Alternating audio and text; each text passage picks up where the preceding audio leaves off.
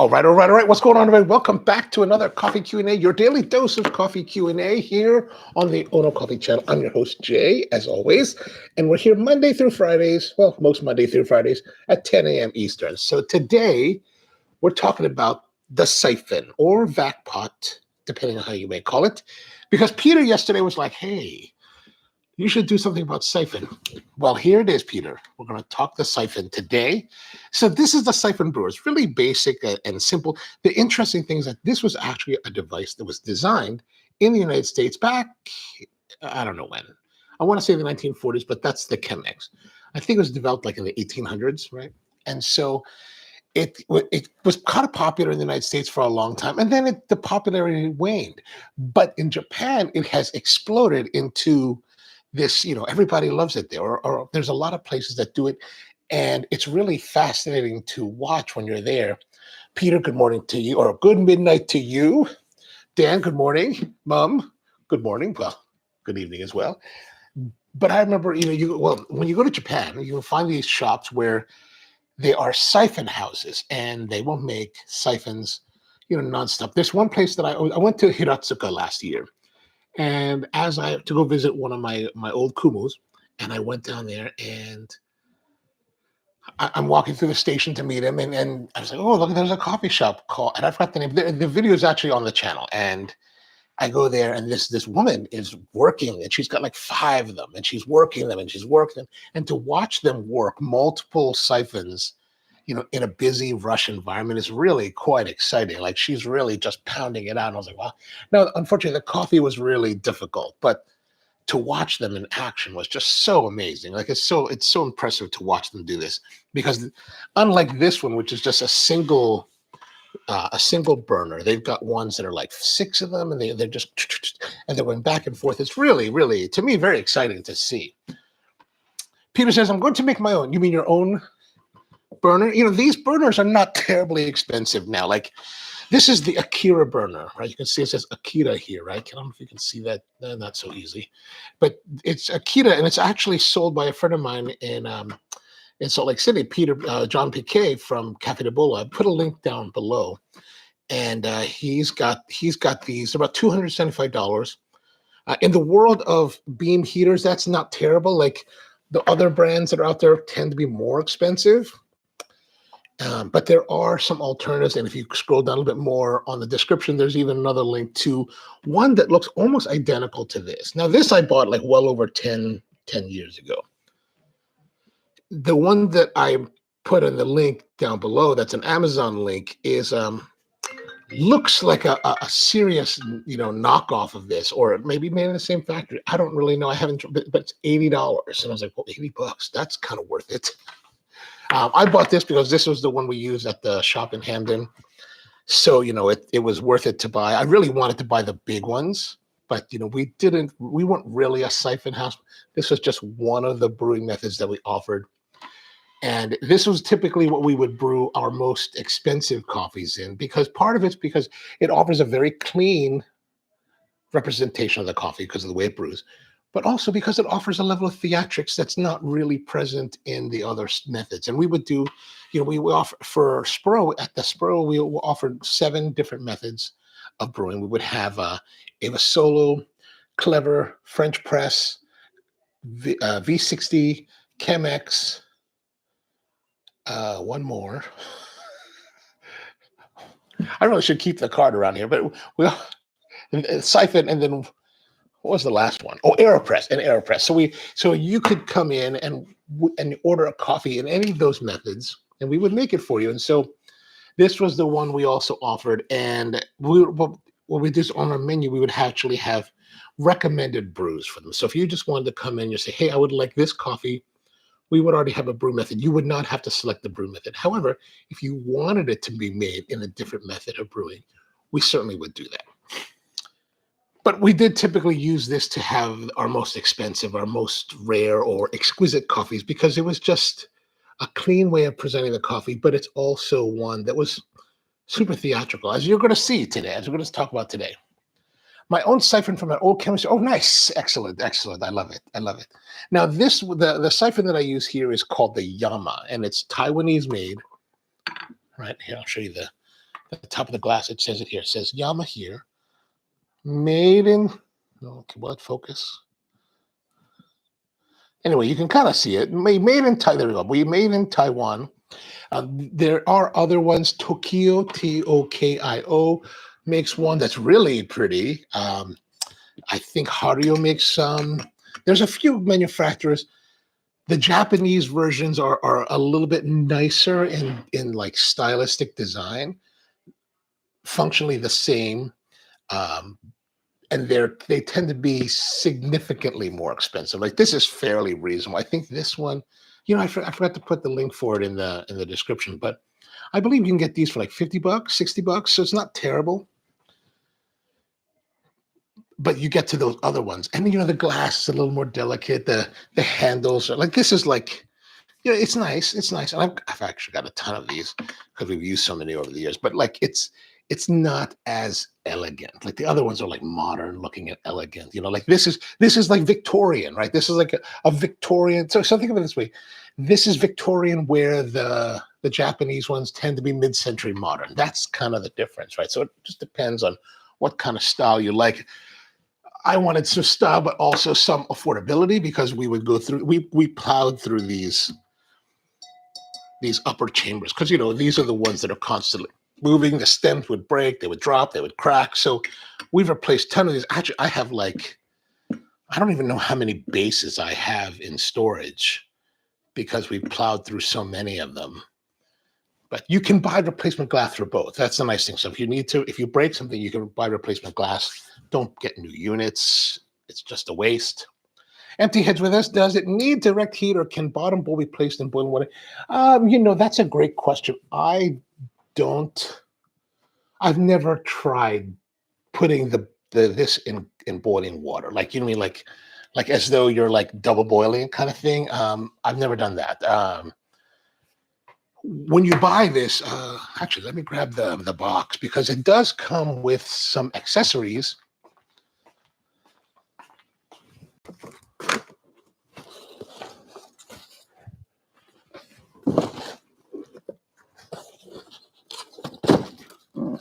Hang on one moment.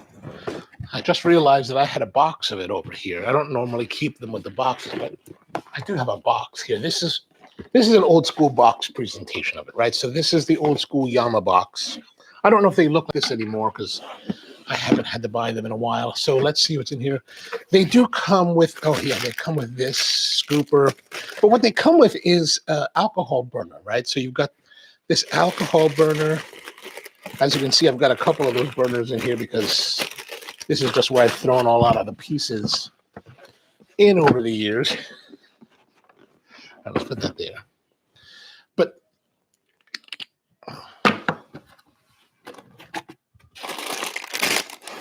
isn't one more assembled than the others?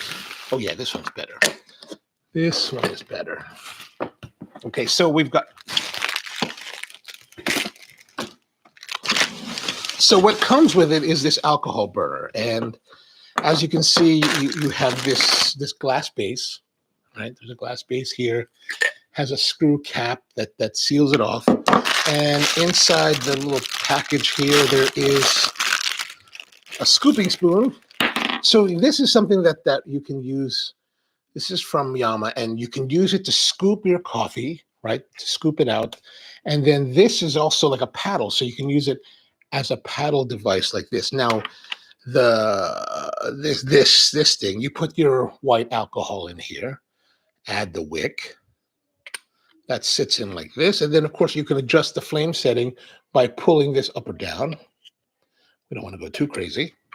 And then and then you can, when you're not using it, it'll close like this. And I think you could even just put the cap on to extinguish the flame later. Then there's this little like wind thing, right? And that typically will work.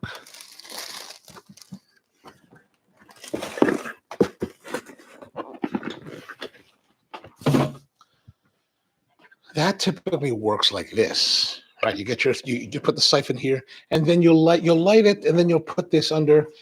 Actually, there's a little handle here. You put that like this, right? And it will burn, and you will heat your water as thus. And that's one way to do it. You can also buy these butane burners. I don't have I lost that a long time ago. You can buy a butane burner, which actually, of course, the butane's giving a lot of heat. These actually give a lot of heat, surprisingly. Like, I was surprised at how much heat these actually will emit. They work pretty darn well, surprisingly. I've never really used them much because, we've always had like something like this. But the butane also works very well and is it's quicker than this, I think. So you fill it with butane and it's got a little base, got a little like nozzle here at the top. It's electronic ignition. You hit it and you heat your water. So fairly simple. Oh, yes, double boiling. And glass is expensive. No, glass. I haven't, since we closed our retail 3 years ago, I haven't actually had to buy glass in 3 years. I don't know. I don't remember how much I don't think they're terribly expensive. I think they're reasonably priced. But I can't say for sure. And Keone has a similar setup, excellent. And halogen is the way to go. Yeah, I do think the halogen is the way to go. If you feel like affording it. And you know what? If the one that I put a link on Amazon is close to this at $80, it's a good deal. It's a really, really surprising. And I mean, when you look at the picture, click on that link, and you'll see that, wow, it really looks like it looks almost the same. So, but let's see also here. So speaking of the halogen heater, so this is the halogen heater, right? So the halogen heater, very simple operation. You turn it on with this knob. It's plugged in. This is 110, but of course, if you're in different parts of the world, they have 220.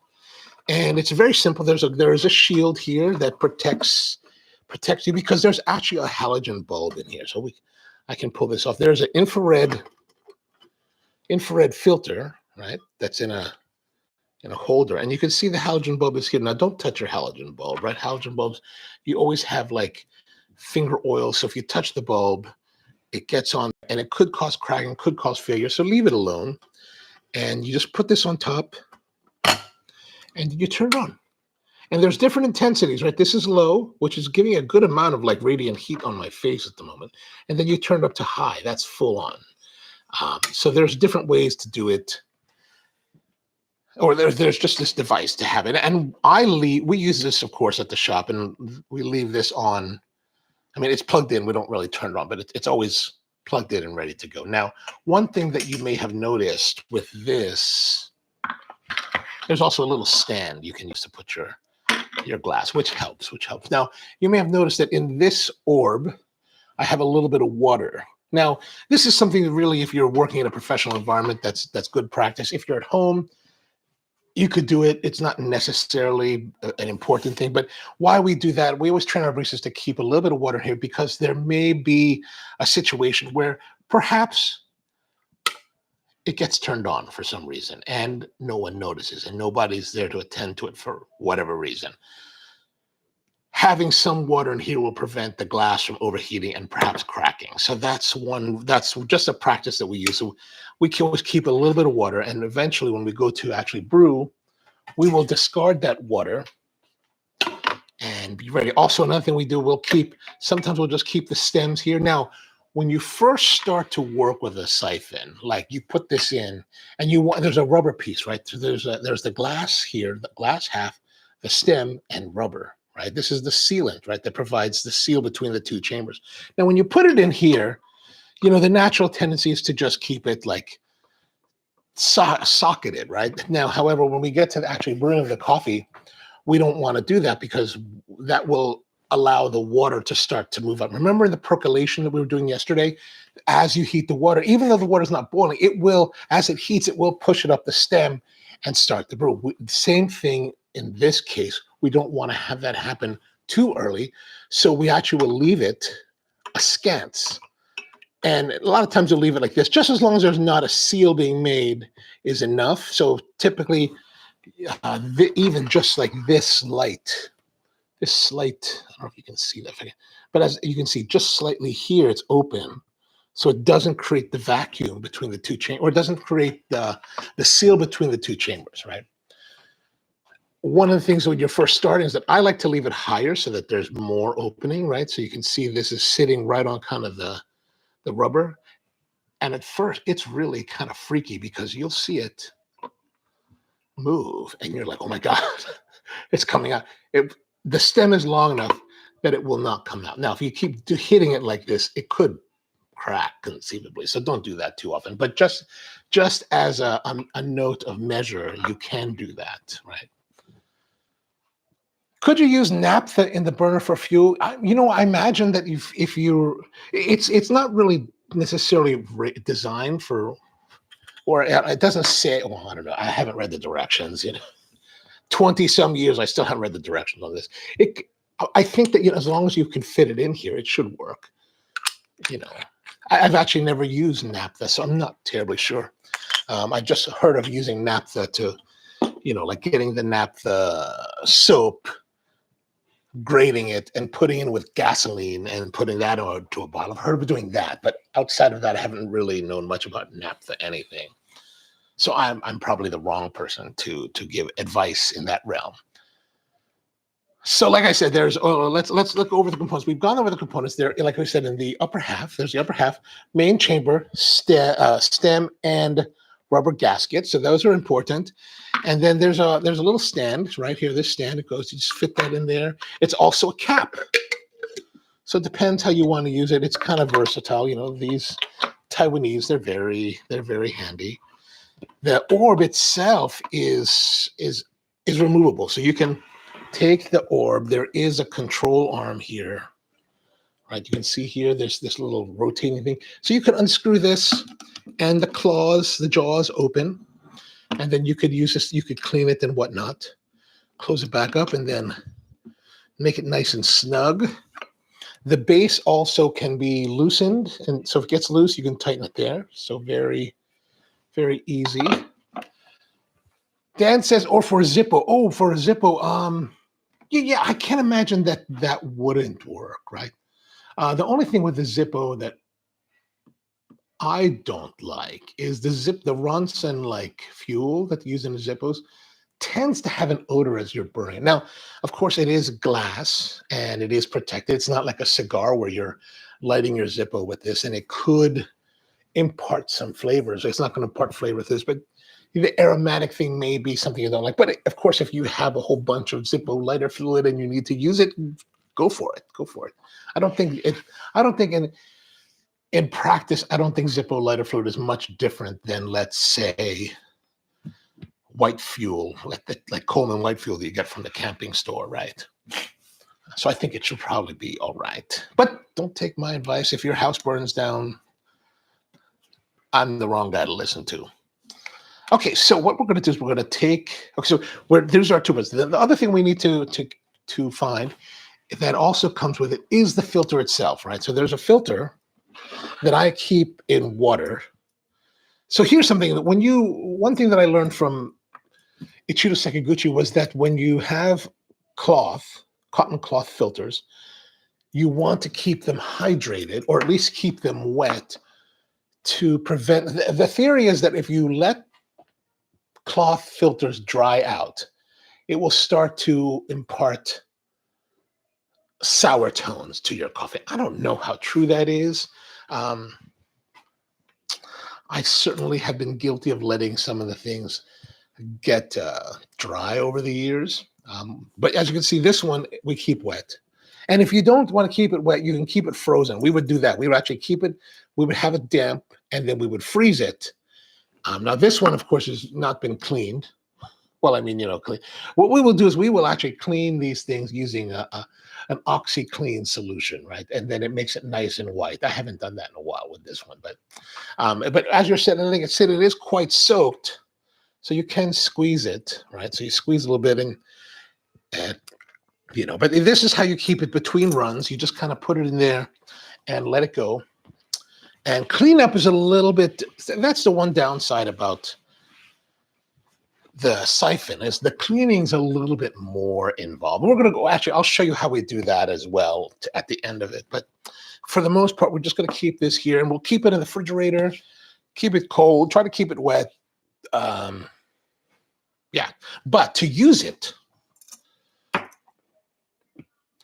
George says, Dan, don't use the naphtha blend in your Zippo because it will leave behind residue. Ah, okay. Okay, then don't do that. Don't do that. Michael, good morning to you. Okay, so we're going to take our filter and how you have to put that. Oh yeah, let's go back. Here is the basic operation. So what we do with what makes Siphon so interesting is that we're putting water in the lower orb, right? We put the water in the lower orb and we're heating it. Now we want to, as you heat the water, because there's now a seal through this rubber around the stem between the two chambers, that water, as it's heating and expanding and it has nowhere to go except through the stem. So it comes up into the upper chamber where we will use the heat to hold so basically what's happening is there's steam being generated from the water. That steam is creating more volume. Now the volume needs to be displaced, right? So the water is taking up volume. So that steam is now going to displace the water and force it up the stem into the upper chamber. You know, I just totally figured out how to describe this just this moment, and the reason why. And basically because I had worked with Young Rowe with his vac brew cold brew system, I've totally just figured out, okay, that's the reason why it happens. Okay, so basically as we're heating the water, steam is generated. That steam creates volume that needs to that will displace the water, which pushes it up through the stem into the top, and we can then hold it there by the amount of heat we're applying to it. So if we give full heat, it'll still continue to boil and generate steam and hold the water in the upper chamber. Once we remove that, the lower chamber will start to cool. And the cooling of this condenses the steam, which means that it starts to create a vacuum that pulls the coffee back into the lower chamber. Now, that's where this filter comes in. This filter sits between the two and filters the coffee out. Now, the style of filter that we're using, this is actually a mesh filter. It's actually just more of a mesh frame. You can kind of see the indentations from the holes that are here. Like you see the holes there. So it's really just a frame that has a cloth filter, cotton filter wrapped around it. And that sits between the two chambers and filters the coffee. And this filters are good enough so that they really give a clean representation of the coffee, removing the sediments as well as the essential oils. And so a lot of people will, they do make frames where you can put paper filters, these special round paper filters. I like the cloth. Is the cloth necessarily better flavor-wise? I honestly don't know. I think they're going to be the same kind of difference between, let's say, pour over and Nell drip. So there is some difference, but is it a massive difference? I don't think so. Just need to keep wiping here. But I like the nostalgia. I like the style. I liked, when it comes to brewing devices, I actually like to use them in the way they were designed and intended, which is why I'm not a big fan of metal filters for, let's say, like Chemex. Actually, I've been planning to do a video about that. We'll go into that when we do that. All right, so basically, we have to take this and put it into there. Now, how that works is that there is, at the bottom of this frame, is this spring that has a hook. As you can see, there's a hook here and a spring, and then a chain, right? Now, these all work in conjunction. So what we're going to do is we're going to take this, we're going to feed it down into the chamber, down the stem, and we're going to place that and drop it in, right? So as you can see here, we've just put that in. Let me see if I can show you this angle, if there'll be any value to that. So put that in there like this, right? And just kind of let it fall all in. There we go. So that it seats flush to the bottom. And then we're going to pull down on our chain and use that to pull the spring, so we can use the chain to hook it onto the bottom of the stem. And that's pretty much all we have to do for preparing the upper chamber. Put that in its stand, so we let it sit. And get rid of this dirty water now. And so what are we going to do next? We're going to, we want to prepare our coffee. Let's prepare our coffee first. And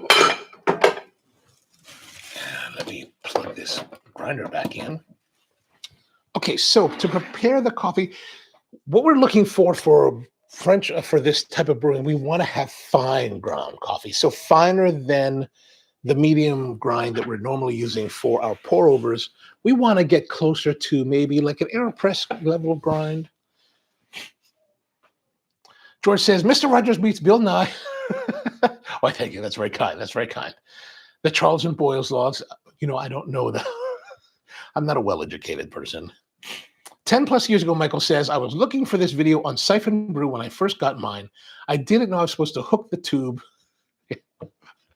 Yeah, and that I'm sure you have probably had coffee going underneath it. That's all right. It happens. It happens. We all learn somehow. George says, forgive me that due to ongoing building maintenance, my finish service keeps going in and out. Oh, no. No worries. No worries. Okay, so we're going to take our coffee. We're going to use the same coffee that we've been using all week. This harvest sample from this anaerobic wash coffee from Finca El Camilo, again from Amaga, Antioquia, Colombia, 18 to 1900 meters, with a wash anaerobic 60-hour fermentation from March 2023. So again, it's a Castillo Rosario and Castillo Rosario y Ceni Café Uno coffee. Nice. We've talked about it before. Durian, bitterness. We're going to see how it performs in this, since we're doing a lot of different brewing methods this week. Now, let us get our scale. Zoom back in on this one. This is scale. We're going to need 24 grams. We're going to use the same,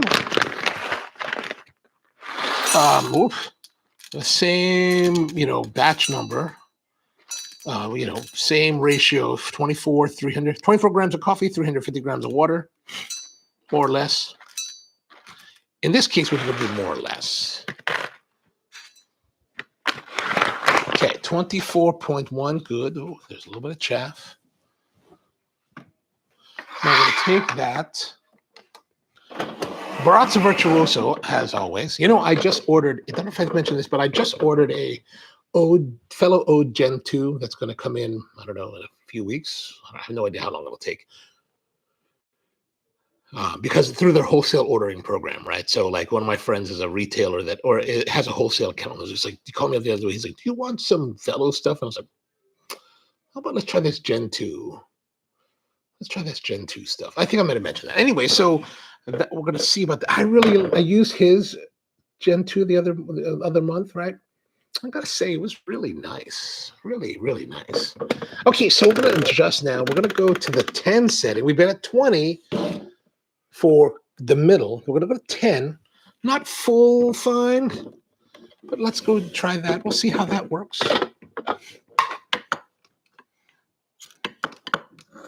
Oh, I'll try it.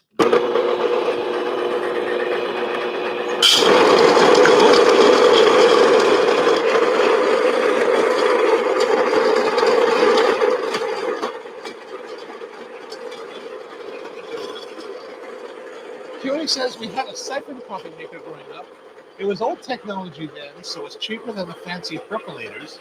I've had one in my house. That's amazing. Like, when I first started in the business, there was a company, Bodum, right? They make this home version of a vacuum pot, like a siphon type brewer.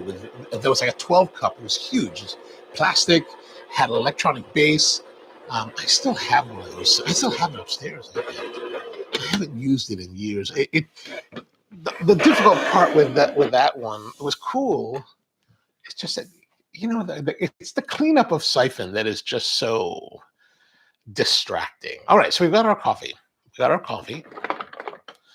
And what we're going to do is we're going to get our water. So I've kind of heated some water generally before we started the show. I'm going to heat it back up a little bit more. You can certainly put cold water in here and heat it up. It just takes a long time, right? And especially in a cafe environment where we are concerned about time, right? And quickness of service. We would just pull water from the hot water tower that's already preheated and use that to heat this, because you do need to bring it to a boil in order to operate. So what's the general procedure that we're going to do? We're going to take our coffee. We're going to take our brewer. We're going to, as you can see here, this is graduated. It says 2 and 3 cups. The 3 cups is really about what we need for a 12-ounce serving. So we're going to fill the water to this number 3, right? And then we're going to heat it. Once we reach a nice strong boil, we're then going to put the coffee, we're then going to connect the 2 tops, the 2 pieces together. That will start to raise the water into the upper chamber. Once we get pretty much all of the water into the upper chamber, there's always going to be a little bit at the bottom boiling around, and you need that to keep the steam generation. But once we get it to a certain point, once it gets to a certain point, we're ready. And then what I will do then is, until that point, we're running at full halogen power. Once we reach apogee of the water, I'm going to turn that down just a little bit, just basically to keep it, turn down the intensity and let it hover. Now, if you're in an environment where it's not as controlled, like when I started Spro, the first Spro was on a bridgeway, enclosed climate controlled bridgeway in a public library. But if the 2 doors from the parking garage and into the library were open at the same time, there could be some draft through our space.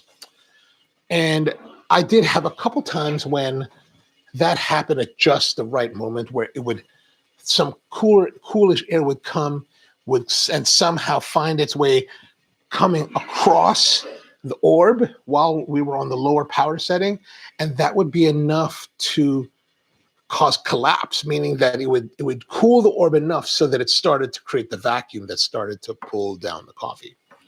So that's just something to keep in mind. If you're in a drafty environment, you might want to keep the power full during the brewing time. So what we're going to put that, let me put the water in, because we can only start that at the moment. So we've got some water pre-boiled here. And I'm just going to pour that, in here. Paying attention to the 3. I got to look here. This is why I said we're doing it more or less like normally. I could measure it to 350 grams, but this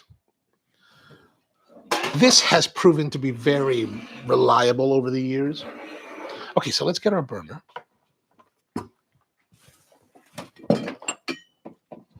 Plug that back in.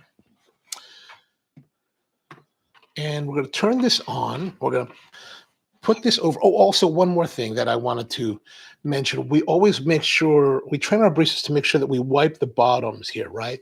Because when we put this on here, it's difficult to see because I don't have to zoom, but you can kind of see there is a gap between the 2.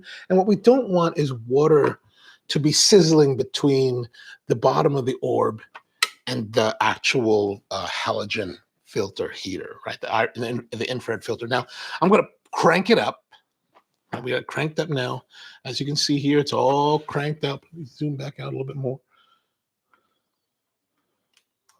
Okay. We're going to put this in. And I'm just going to leave it. I'm going to leave it floating here like thus, right? So our basic procedure is going to be, we're going to, once this is boiling, we're going to connect the 2. It's going to raise the water. Once it raises the water all the way, we're going to turn it down just a little bit.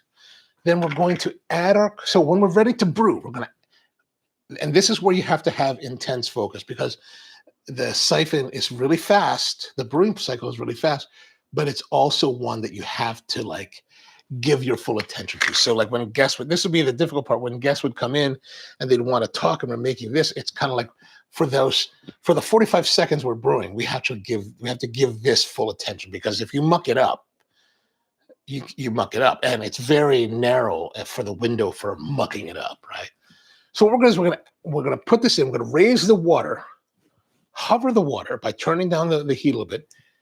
Then we're gonna add the coffee in. add the coffee, and then using the paddle, make sure that the coffee gets fully hydrated, right? Maybe a little stirring, right? A little stir to make sure that all gets, but everything gets hydrated. And so the moment we add the coffee, we're also starting the timer. We're gonna now put that in. And there's going to be some turbulence happening in there. So it's going to be moving around a little bit. And we're going to do that for 45 seconds. At 45 seconds, is that right? No, 35 seconds. We're going to do 35 seconds. At 35 seconds, we're going to cut the heat, give it a hard stir to create agitation, and let the thing cool and fall, right? So what we should have, if we've done a very good job at what we're doing, by giving that stir, by the time that it finishes extracting, we should have a dome. That's the kind of the key, like to know if your barista has done it correctly or your siphonista has done it correctly, is if there's a dome. And that's not, I remember I mentioned that girl in Hiratsuka, the woman that was working the siphon bar there. Man, siphon after siphon, dome after dome. Really, really like impressive. Okay, you can kind of see it boiling now. Can we see that better from the camera? Not necessarily. Anyway, sorry, I don't have a way to control this camera as far as zooming in or not, but basically it's boiling now. So what we're going to do is we're going to let that boil. Should we let it boil harder? No, that's good. Oh, another thing that you want to do is you don't want to try to boil it without this stem, because the stem actually has the chain, and the chain actually needs to touch the bottom of the orb in order to promote bubbling, right? The bubbling from the boiling that you're seeing here doesn't really happen if you don't put the chain in. Now, if I took it out, it's already started, so that's how it works. But for whatever reason, I'm sure there's physics behind this. But if you don't put the chain in to create whatever it is that needs to happen to get this bubbling, it won't. And what it'll do, it will just heat and heat and heat and heat and heat until it just spurts out, and you just get a whole bunch of water spewing out. Now, that's only true with the halogen heater. It's not true if you're using a flame, because there's something about touching the bottom with something, maybe the metal or the flame, that does it. Now you can see here it's really boiling hard, right? It's really got a heavy boil. Now we're going to, okay, let's make sure we got our coffee ready, stir ready, timer ready. And we want to see it fall. We want to see total brew time. I think the total brew time should be like about 1 minute and 30 seconds at the most with the fall. All right, so now we got total brew. Let's connect the two, and we're going to see it come through here. You can see it's starting to come through now, right? Okay, look at that. Oh yeah. Now you can see here it's dropping here, rising here. Oh yeah.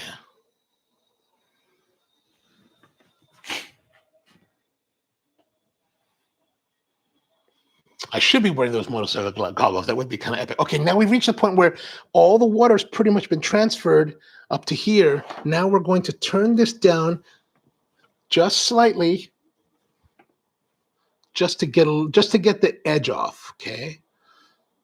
And now we're going to add the coffee. Start the timer. Make sure that we get, saturation of the coffee. Good. That's pretty much what we want. And we're going to have boiling here at the bottom. And there's some little turbulence there. It's not heavy turbulence. It's just a little bit. But as you can see, there is a cap that's formed here. Oh, crap. I hit the button. It didn't work. But we are 39:11 is what my counter says. So I think 39:15. Oh, so we're coming now. We're going to turn off the heat, give it a strong twist, right, like that, so that there's nice swirling going on. Now, what I can do also, it's starting to fall. You can use like a cloth that's not necessarily wet or not, just to help cool down the orb to increase the volume. As you can see, it's falling, right? You can see it falling there. Oh, I don't think there's enough. I don't think there was enough agitation. I'm concerned. Oh, that's not terrible. Not bad for an old hat. You can see it's starting to bubble here. The bubbling's happening, right? Because it's still pulling. Now we can just separate the two by rotating it to gently remove it. And there it is. Ooh. There is kind of a nice little dome. I don't know if you can see, you can kind of see the dome here, right? There's a little bit of a dome, right? The dome, the dome, the dome. Not terrible. All right, so that is a good sign.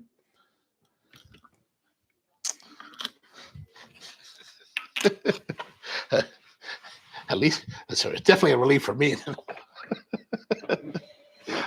You know, to talk all this stuff about coffee. I was like, what if I can't make it? What if I can't make a dome? It'd be terrible. All right, so now here's the thing about Siphon that you have to be careful with.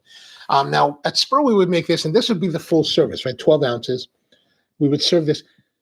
The problem with Siphon is that, like we talked about with the percolator yesterday, is that it's constantly being heated. Like it's constantly heated. So at Spro, this would be the hottest coffee we would serve. So we would always tell our guests, you know, you need to give it a few minutes for it to chill because it is super hot. Now, we're going to take our little carafe here and transfer it over so that we can, like, it'll cool it down a little bit more. So, but we'll get to see it a little bit better.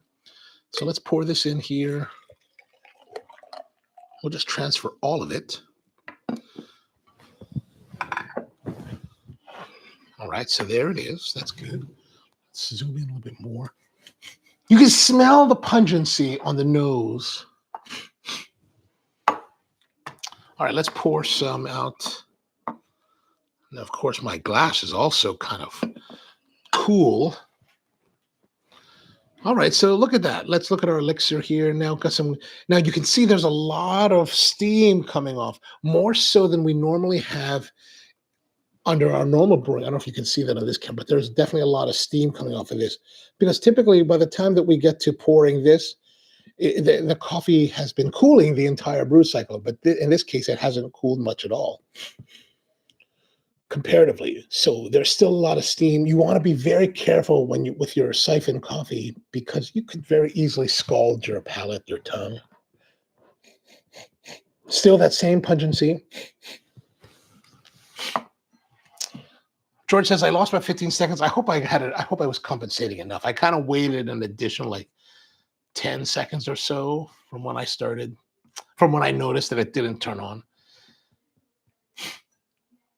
And Peter says, that's why I never purchased one that clean up. Yeah, the cleaning up. Well, I'll show you how we had to do it. And it is a bit of a pain. It's a bit of a pain. Rusty says, sad to say, but I will not buy a Siphon because I feared I would break the glass. I hear you. I hear you. I mean, like, you know, and the glasses do break. We break them at Spro. We broke them a lot. Coffee's no, I like that.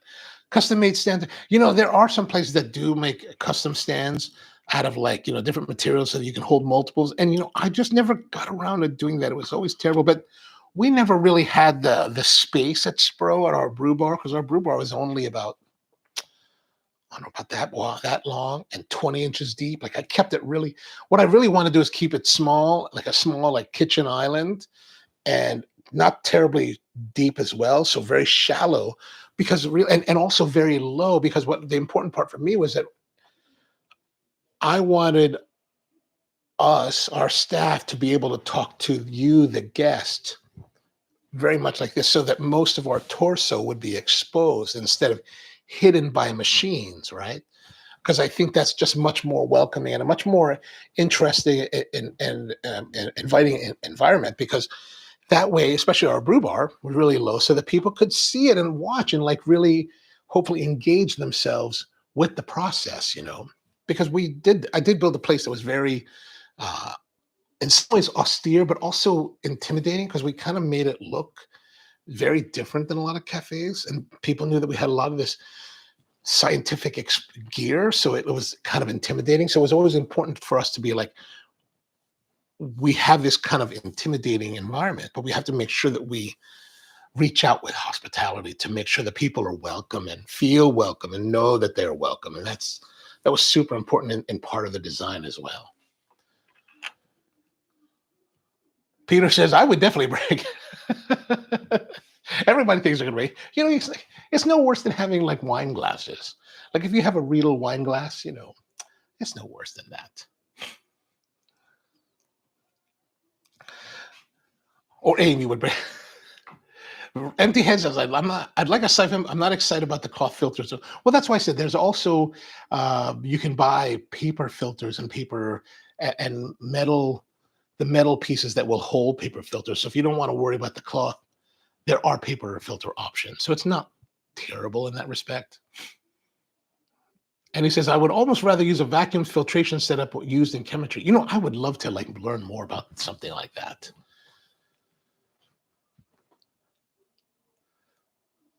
Oh yeah. See, yeah, I love the OxyClean. I love the OxyClean. Okay, so let's have a taste. Oh, so again, let's look at the coffee here. Very clean, very clear, right? Good translucency with the coffee.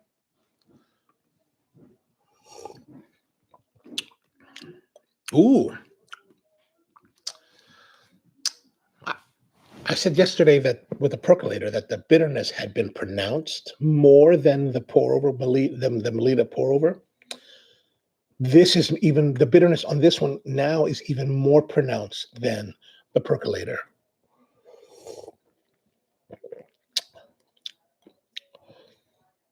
Just a lot of bitter. The fruit, the durian fruit, is very downplayed at the moment. And it's cooled fairly significantly from the time we poured it out. We will see how it continues over the time. Kira says, siphon coffee tastes great if you do it right. I probably didn't do it right. I mucked up the timing. It's the timing that I mucked up. Okay, so let's talk about cleanup, right? So here we've got our lower orb. There's a little bit of coffee left in here, right? No way around that really. So we're just going to put some water in there. And then we have our paper filter. We have our filter. This is the part that really kind of, honestly, it blows. It really does blow. It's terrible. What you have to do, and typically in the coffee in the shop environment, we're doing this pretty much right away because it's still hot. Now you can see here the coffee is in here, right? It's all like solidified in there.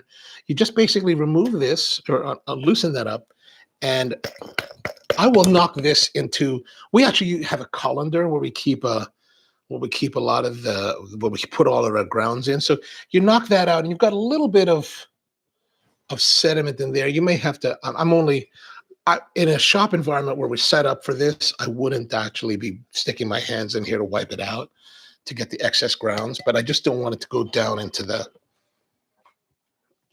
sink. So from here, we want to rinse out the top half. And all we're doing is rinsing it out to get rid of the particulates that are left. Now, as you can see, if you look here, you can see that it is still quite dirty. And we'll put this into the wash, into dishwash after. Now here, we've got our filter. Now the filter, of course, is covered with coffee. We're just going to scrape that off, right? Like this. And then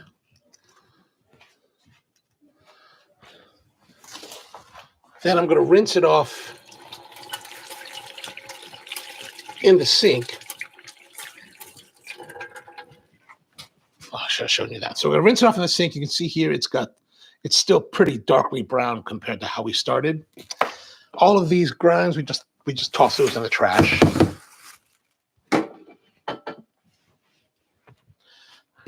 To finish the cleanup, we're going to do this one more time. We're going to put this together.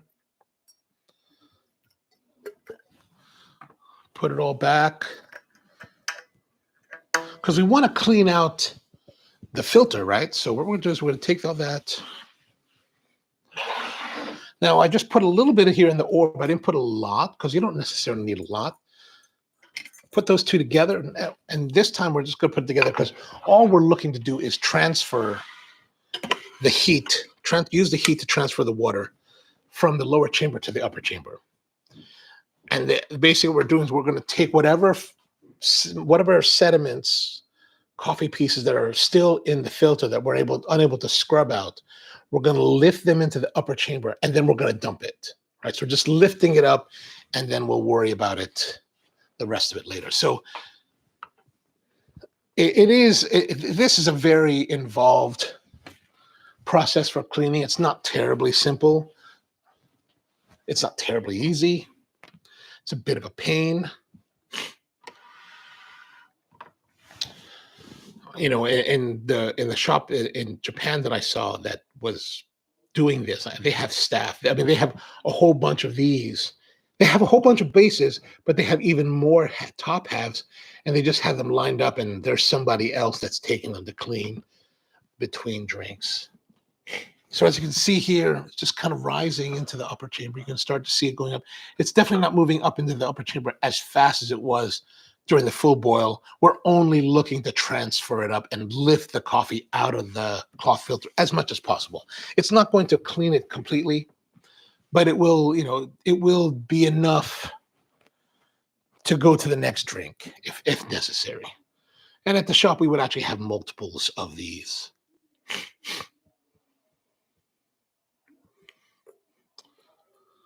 George says, no, I think it's the coffee you're employing. Not sure. Yeah, the coffee is not as exciting as other coffees, unfortunately.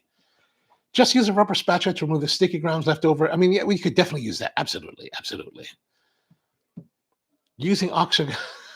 You know, I don't even know how to use a dishwasher. Like, I had never really used a dishwasher. Okay, so as you can see, we've transferred most of the water. It's still coming up. And the water, as you can see here, is very, like, tawny colored. Okay, pretty much we're getting the spitting that's happening. And that's pretty much all we have to do. I'm going to turn off the heat. I'm hoping that this will stay locked in. But if you're worried, you could also hold on to it. We're going to turn it and then dump it. So turn it off, then dump it out.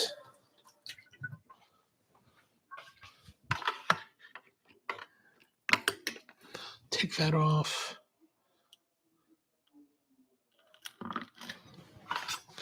And just get rid of the rest of that water that's all dirty. And then now we'll rinse and clean the lower half off. And then as you can see here on this one,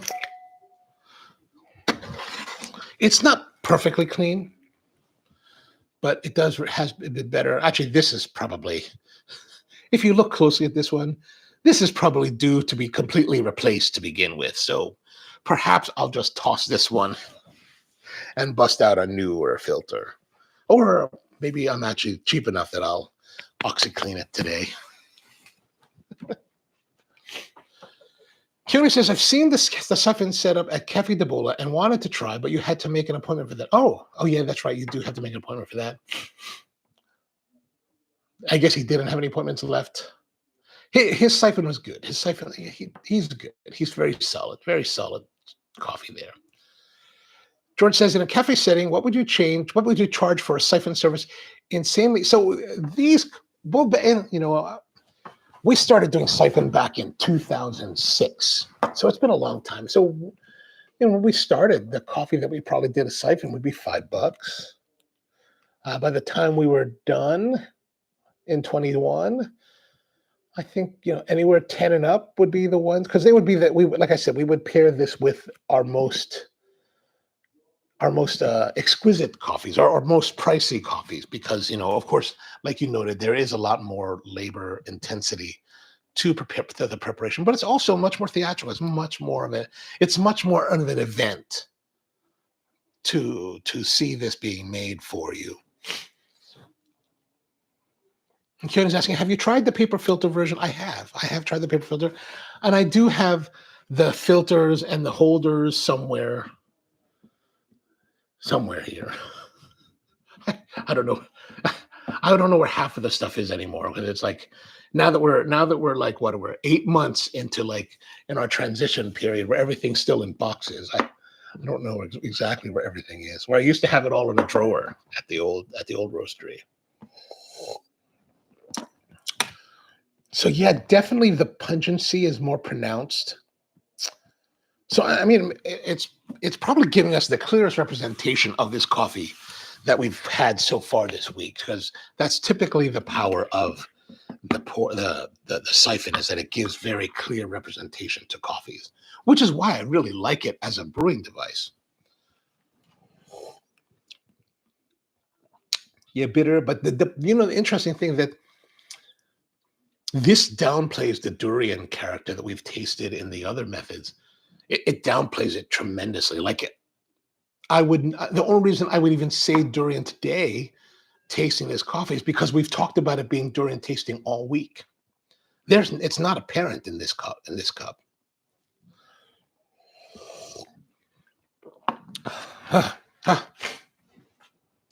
All right. Any questions that you might have more about the siphon? This will, as you can see, there's some residue here. You can kind of see it. This, you just got to push it, dishwash it and clean it out and then let it dry. And yeah, that's pretty much it. That's Syphon Brewing here for you. And you can, I think there's a lot of work involved. I do think it's a worthwhile exploration. Like if you could find one on sale, like if you're reticent to do it for a variety of reasons that you guys have mentioned here, which I think are all very legit reasons, including the one you're like, man, do I even want to bother cleaning this up? Yeah, I totally get it. So in that case, if you do happen to come across one, let's say at the Salvation Army maybe, or the Goodwill store, or you find a good discount on one, then why not check it out? I think there's a lot of there's a lot of coffee enjoyment to be had with the siphon that is, kind of weighed against the problem of cleaning it and the potential breakage of the glass. But I think worthwhile. We've done it for many years, and I still plan to offer Siphon for many more years to come, because I do think it's really a great way to present coffee. All right, well, that's pretty much it for today. Tomorrow we're back again, and I already set the schedule for tomorrow, and I don't recall. Oh, we're going to do Canetcano. We're starting something called Canetcano, where I've been finding these beverages that we want to know, can it be an Americano? How does it taste? Will it taste good as an Americano? We're starting off with this brand from Mexico called Buen Provecho. I think it's from Mexico at least. And they're with this coconut milk.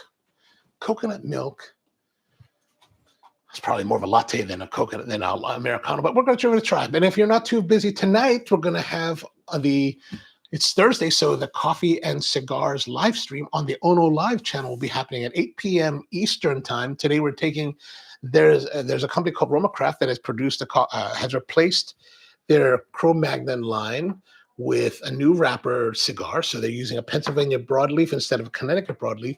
We're going to go head to head with those two and see how they compare and that kind of thing.